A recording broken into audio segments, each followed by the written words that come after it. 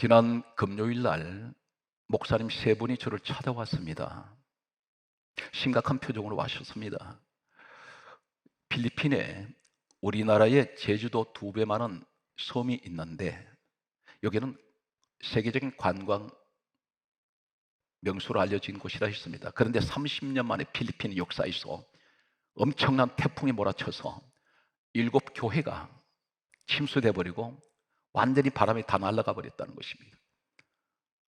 콘크리트로 지은 건물인지 다른 목조 건물로 지은 건물이 상관없이 완전히 폐허가 되어 버렸습니다. 사진을 보여주었습니다.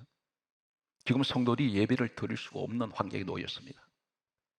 저희 교회가 21개의 교회는 세계적인 역사에서 유례 찾아볼 수 없습니다. 동시에 단일 교회가 21개 교회를 12개 나라에 교회를 지는 데가 없습니다. 저희들이 교회가 돈이 없어요. 그런데 기도를 하다가 주님께서 제게 교회 지어라. 저는 그분이 죽으라면 죽습니다. 그래서 무조건 돈이 없는데요.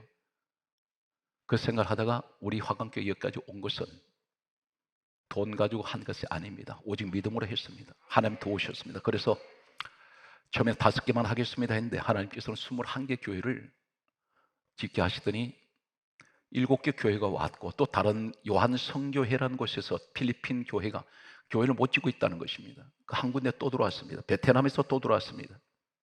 29개 교회인데 제가 그 자리에서 저희 교회가 지어드리겠습니다. 약속을 했습니다. 그리고 차가 없다고 했습니다. 화물차가 있어야 움직이는데 필리핀 같은 경우는 이 수송하는데 대단히 어려움이 있는 모양입니다. 차 한 대를 쓰려면 며칠 동안 계약을 해야 되고 기다려야 되고 또 시간 맞춰서 써야 되기 때문에 굉장히 힘들다 했습니다. 그래서 차 한 대를 화물차를 구입할 수 있도록 그동하셔서 우리 장로님들 이제 성인 받아서 이번 주에 다 집행을 하려고 합니다. 오늘 제가 여러분에게 말씀드린 것은 교회가 이렇게 교회를 많이 지으니 부담을 느낄 분들이 계실 겁니다. 그러나 억지로 하지 마세요. 억지로 하지 마시고 마음에 혹 감동이 오면 하나님께 하십시오. 그럼 하나님도 기쁘시게 받을 것입니다. 여러분 어려움을 하나님 다 알고 계십니다. 그런데 이 지상에서 최고의 영광은 아버지 하나님 집 짓는 겁니다. 오늘 이 시간에 얼마나 지금 환경이 힘드십니까? 먹고 사는 것도 힘들겠지만 마음에 오는 여러 가지 어려움이 있을 것입니다. 지쳐 있습니다. 이러한 환경에 있는 사랑하는 우리 믿음의 우리 가족 여러분에게 오늘 말씀을 듣고 계시다가 큰 위로가 되시고 이 말씀 붙들고 일어나시기 바랍니다. 인생을 살다 보면 나는 혼자라는 생각을 할 때가 있습니다. 그런데 혼자가 아닙니다. 세상에서 가장 크신 분이 나와 함께하고 계신다는 사실을 깨닫게 될 것입니다. 오늘 이 말씀을 받으시는 모든 분들은 이 말씀을 마음에 품으십시오. 오늘 본문 말씀을 보게 되면 마태복음 14장 24절에서 33절까지 내용은 예수님께서 풍랑이는 바다 위를 걸어오셔서 바람과 파도를 잠잠하게 하신 사건입니다.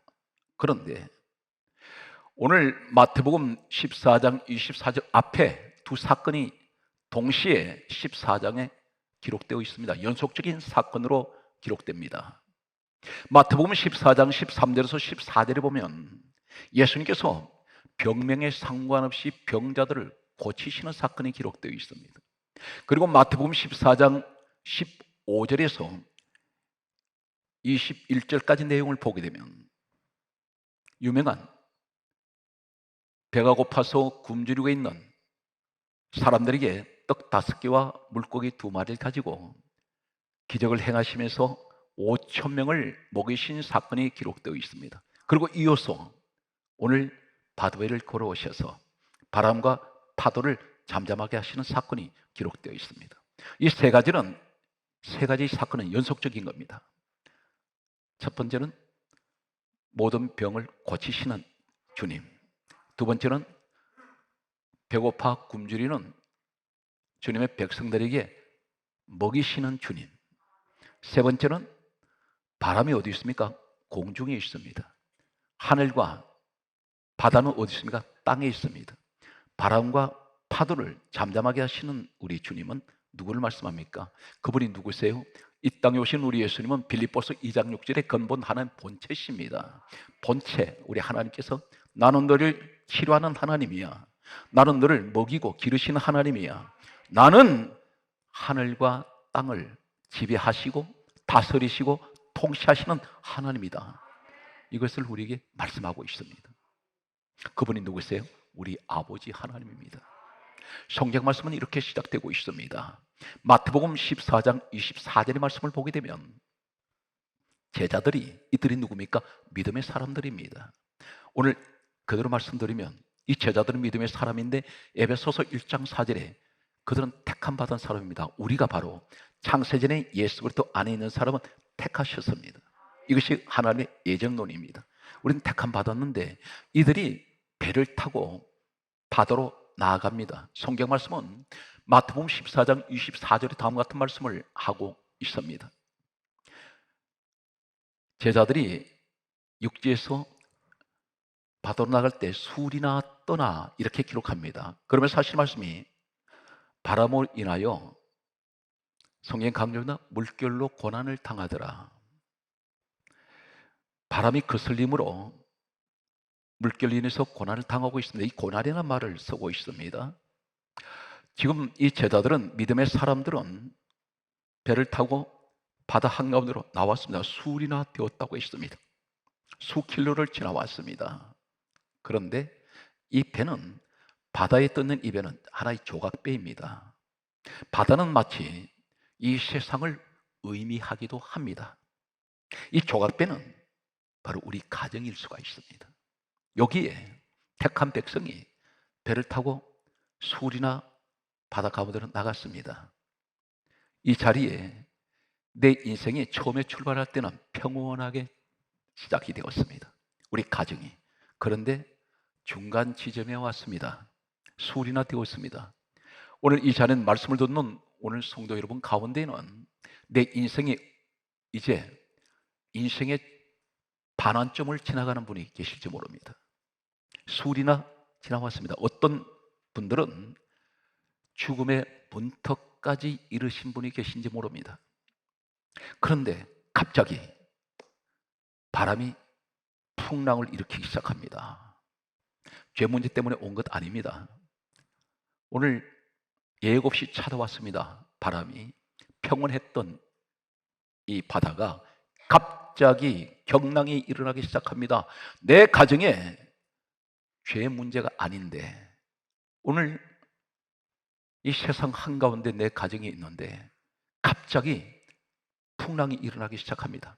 배가 흔들립니다. 바로 서 있을 수가 없습니다. 오지름증을 느낍니다. 현기증을 느낍니다. 내 스스로가 버티지 못합니다. 가족이 잡아주어도 서로 흔들려 버립니다. 바람은 눈에 보이지 않습니다. 바람은 손에 잡히지 않습니다. 바람은 멀리 있는 것이 아니라 지금 가장 나와 가까이 있습니다. 내 속에도 공기가 있습니다. 내 옆에 24시간 이 바람은 늘 함께 존재합니다. 그런데 이 바람이 갑자기 돌풍이 될 때가 있다는 것입니다. 우리 가정에 환란의 바람이 일어나기 시작합니다. 평소에 잠잠하던 이 바람이 갑자기 회오리 바람이 될 수가 있고 경랑을 일으키면서 집어삼킬 것 같습니다. 이 바람 막아내지 못합니다. 바람은 못 막습니다. 인간 힘으로 못 막습니다. 이 방향이 어디서 어디로 움직이는지를, 방향은, 바람을 알 수가 없습니다. 도대체 원인이 어디서 왔는지 모르겠습니다. 내 가정에 건강하던 사람이 갑자기 사형 선고 같은 진단에 떨어져 버렸습니다. 설아의 자녀가 갑자기, 건강한 아이가, 아무 일도 없던 아이가 갑자기 큰 위기를 만날 때가 있습니다.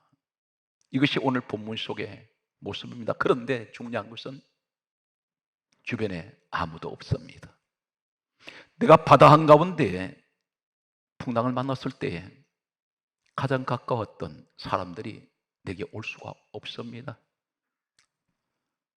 이 배 안에 있는 사람들은 속수무책입니다. 사랑하는 성도 여러분, 내 주변에 많은 사람들이 있습니다.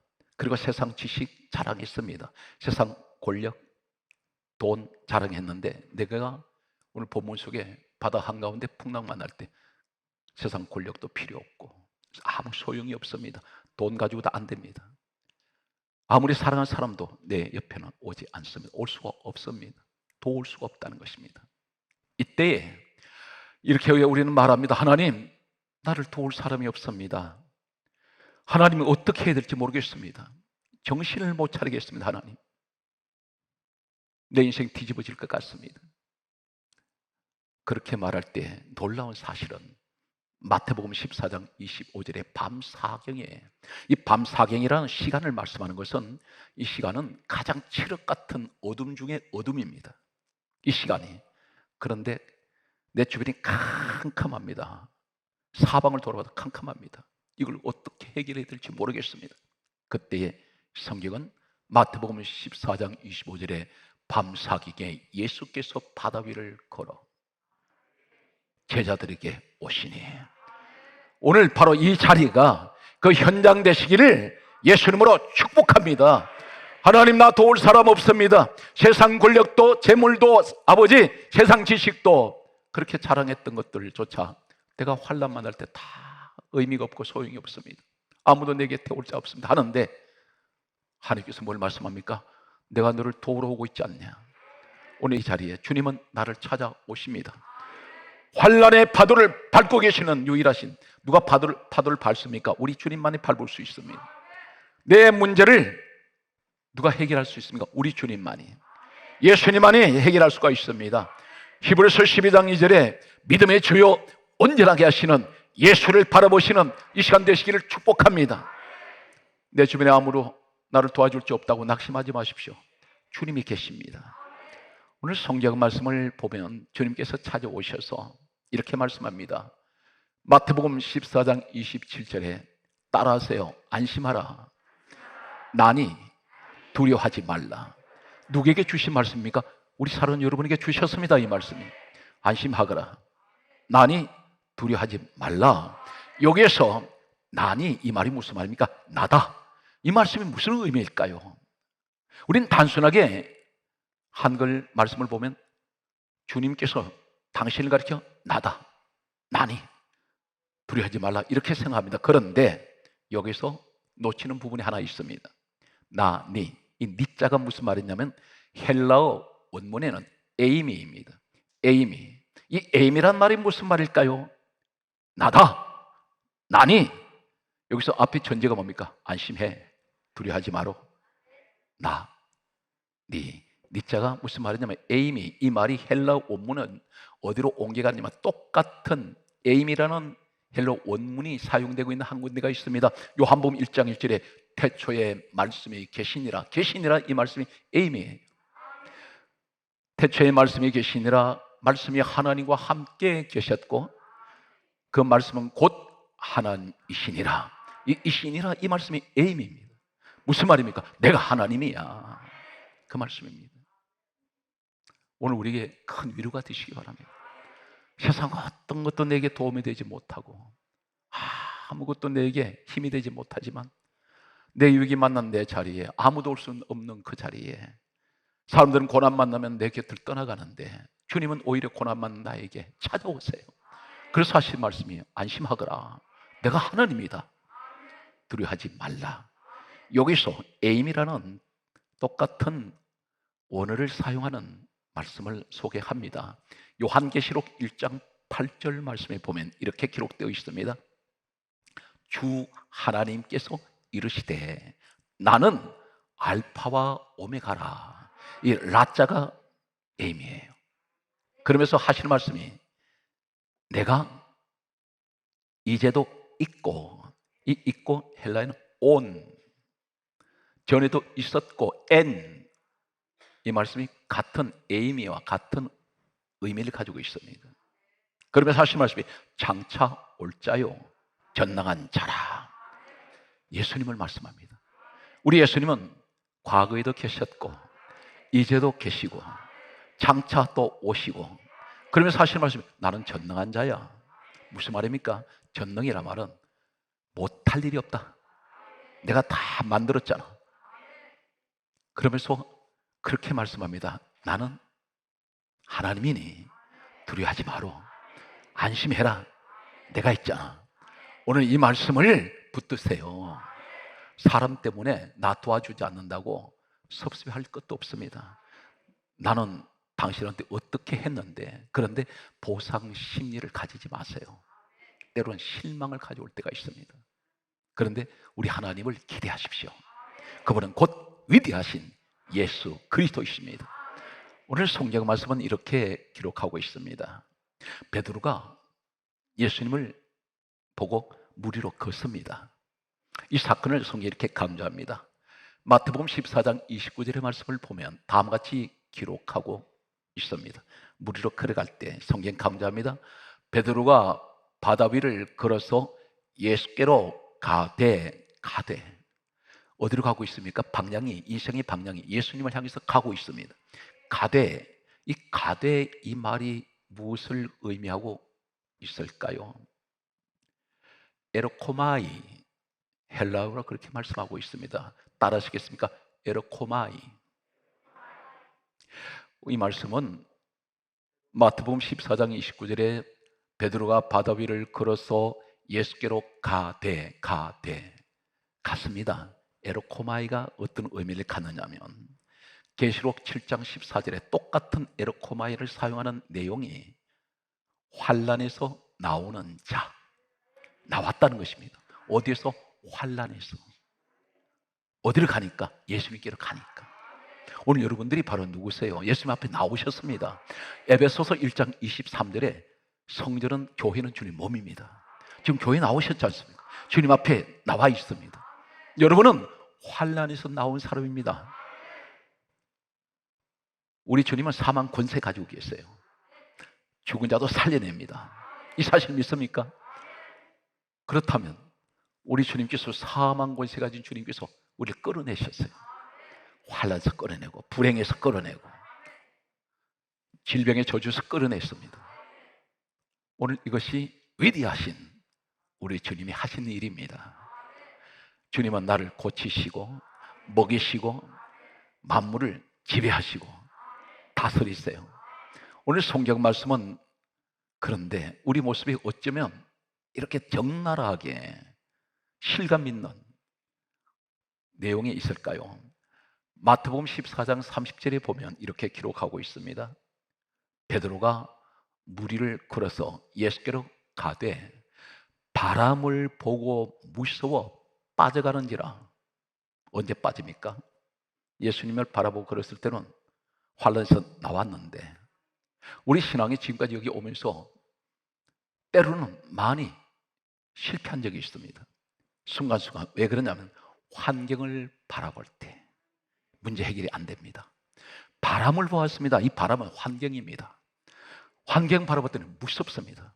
만약에 내 몸에 중병이 들어왔는데 하나님 분명히 나와 함께하고 계신 것을 나는 알고 있습니다. 예수님께로 걸어가고 있습니다. 베드로처럼. 그런데 어디를 보고 있어요? 병을 자꾸 보더라는 것입니다. 환경의 문제를 자꾸 보고 있더라는 것입니다. 그랬더니 그것이 무섭습니다. 그러다 보니 점점 수렁으로 빠져들어가고 있다는 것입니다. 헤어나오지 못합니다. 오늘 사랑하는 성도들, 우리 이런 경험 참 많이 했습니다. 문제 만나면 문제가 자꾸 보입니다. 이것 때문에 염려하고 근심하고 두려워했습니다. 불안해했습니다. 오늘 그런데 이 베드로 모습이 우리 모습이라는 것입니다. 주님만 보고 계속 가는 것이 아니라 문제가 왔더니 문제를 바라보게 되더라는 것입니다. 예수님은 바라보지 않습니다. 그때 오히려 물에 빠져들어가더라는 것입니다. 이때 주님은 즉시 손을 잡으시면서 믿음이 적은 자야, 왜 의심하였느냐, 바로 끌어올리세요. 오늘 그 현장이 되시기 바랍니다. 그런데 성경 말씀을 보면 다음 같은 말씀을 기록하고 있습니다.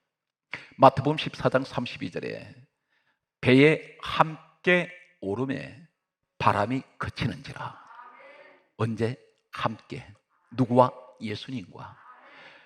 오늘 전체 내용이 뭡니까? 이 사람들이 처음부터 주님이 함께 계시지 않았다는 것을 아십니다.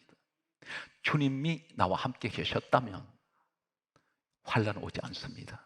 우린 때때로 주님을 잃어버릴 때가 있습니다. 주님 손을 놔버릴 때가 있습니다. 주님 손 꼭 잡으세요. 세상 다른 거 잡지 말고 작은 일을 하더라도 입으로 자꾸 고백하세요. 주님께서 이 시간도 저와 함께 하심을 믿습니다. 내가 지금 어렵고 힘든 일을 만나서 마음이 떨리지만 불안해하지만 그래도 주님은 저를 지켜주고 계십니다. 안심하라. 나니 두려워하지 마라. 이 말씀을 마음에 품으시기 바랍니다. 오늘 마지막 말씀의 결론을 소개합니다. 오늘 말씀 결론이 무엇입니까?